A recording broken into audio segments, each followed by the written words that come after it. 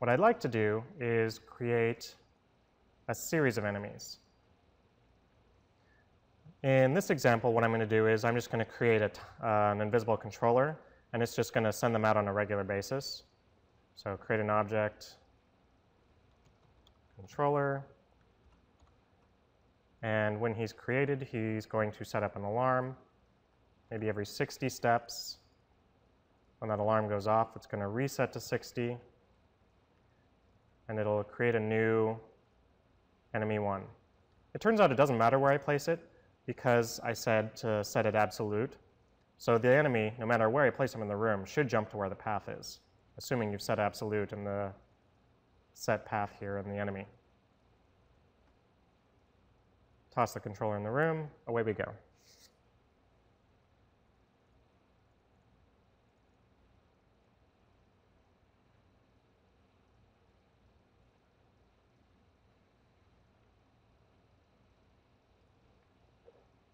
All right, very good. So now I need to do the thing where the enemies actually take damage. So in the enemy's create event, I'm also going to set up that it has a certain number of hits. So for this one, I'm going to say 5 hits, for example. Anytime this guy has a collision with my bullet, he's going to set hits to be -1 relative. After this happens, I should check to see if this guy needs to die. So if hits is smaller than 1, he should die.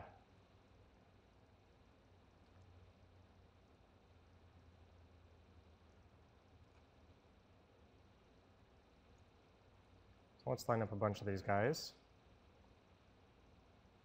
Notice that the bullets are going through them, which is why it's doing multiple hits to them.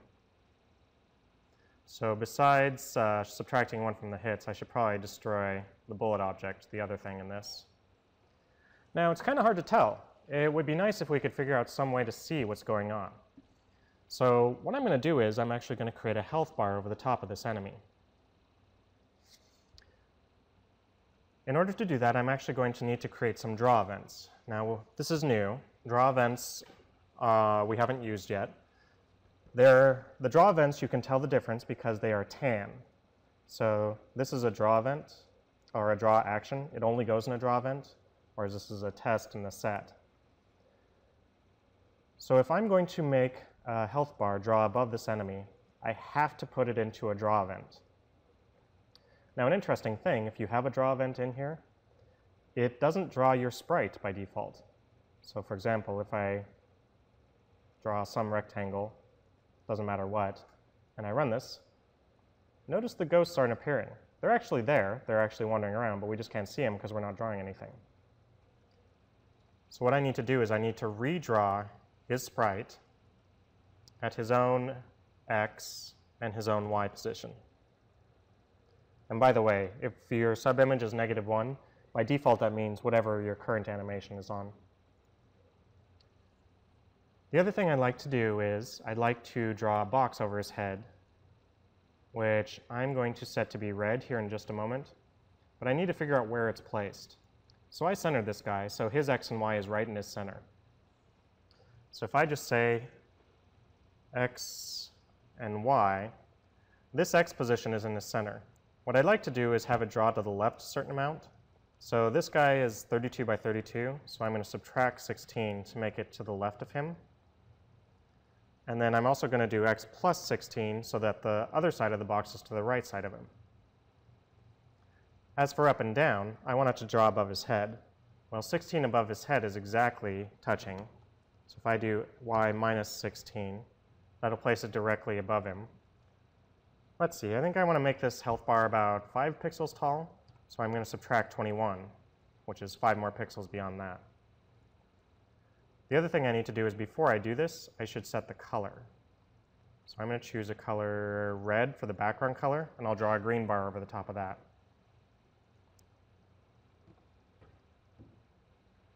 There he is. All right, so now I'd like to draw a green bar, which is over the top. So how do I figure out how to draw this rectangle such that it somehow corresponds to how many hits he has? What I'd like it to do is if he has a full set of hits, if his hits is 5, I want the green bar to draw all the way across.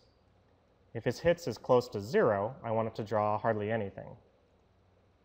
So what I'm going to do is I'm going to draw another box. I'm actually going to set the left side in exactly the same spot, x minus 16, y minus 21, and the height of this is going to be the same, y minus 16. If you want to move it further up, by the way, adjust both these numbers and you'll be fine. This is the tricky one. What I'm going to do is I'm actually going to start at the left side of the bar.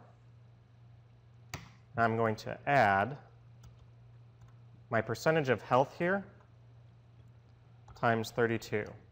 So the amount of health I have is hits divided by however many I started with.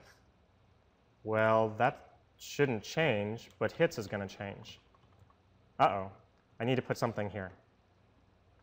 What I need to do is create another variable.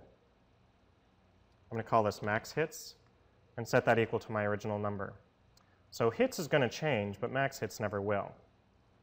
So the way I figure out how much of a percentage of hits I have is it's hits divided by max hits. So the idea should be that if I'm at full health, so 5 out of 5, 5 divided by 5 is 1, times 32 is 32. So this will become x minus 16 plus 32.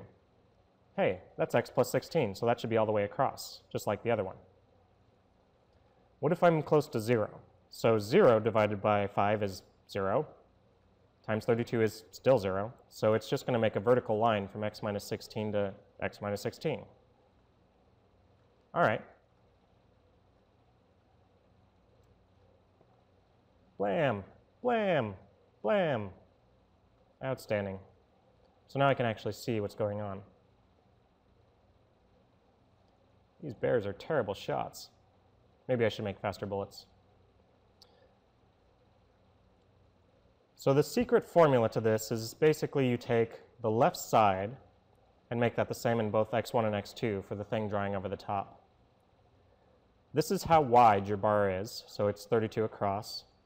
And this is the percentage of your health, which is your current amount divided by your maximum amount. This should allow you to create any size bar that you want. All right, that's what I want to do to begin with. Hopefully you can get started on how to create your enemies and your towers.